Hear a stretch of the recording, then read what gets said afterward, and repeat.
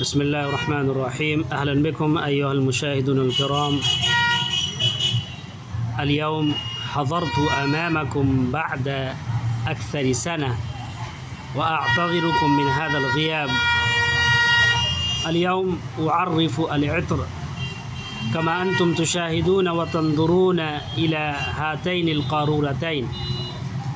في هذه القارورة فيه عطر العود العربي، وفي هذه القارورة فيه عطر الشمامة.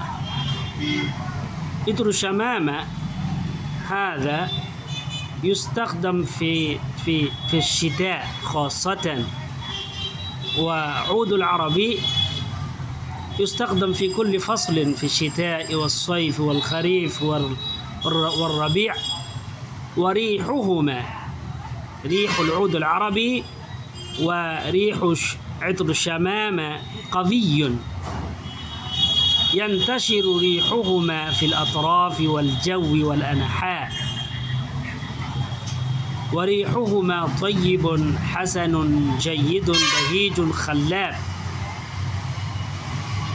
ويوجد هذا العطر في مدينة بتنا في الهند، في حي فلواري الشريف في نياتولا، ويوجد أيضا في أمكنة مختلفة. وإن شاء الله سأحضر أمامكم قريبا.